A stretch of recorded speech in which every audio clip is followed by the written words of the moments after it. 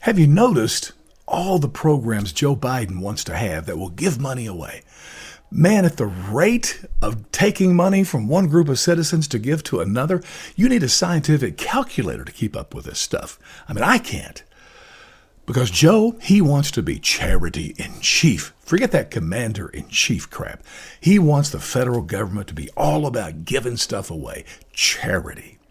Well, you know what? In the midst of a crazy, insane political season, sometimes it's good to go back and get a little history. Let me give you just one story from the past. From the presidency of Grover Cleveland, I'm sure one of your favorite presidents. He was a true to the core conservative.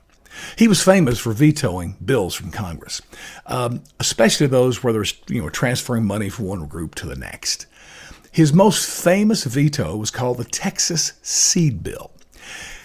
Now, the background of this was that Texas was going through one of its worst droughts ever. 85% of the cattle had already died in West Texas. Now, Congress passed a bill that gave $10,000 for the purchase of seed to go to those farmers. Now listen, $10,000 then is still only $250,000 today.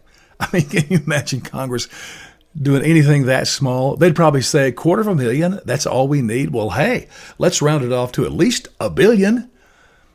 Anyway, the crazier part of the story, when it came to the desk of Cleveland, he vetoed it.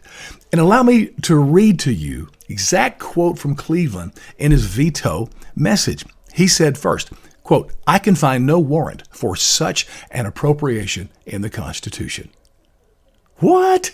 Imagine a president relying on the words of the Constitution to make a decision. He says, this is not what the Constitution said the federal government should be. And he said, secondly, and again I quote, "Furthermore, it would weaken the bonds of a common brotherhood for the government to provide assistance to individuals when individuals, families, communities, and private charities otherwise would," end quote. He's saying, listen, it's not the job of the federal government to be a charitable organization. That is the job of private citizens. We don't want to steal the joy and the brotherhood they have of meeting the needs of their neighbors.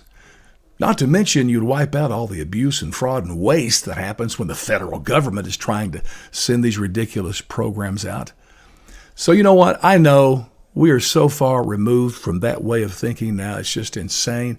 But I want you to at least be aware of it and think about where we have come from. Think about what it's going to take to get back to what really made America great again. And it's just good to think about in this just wacky, weird political season.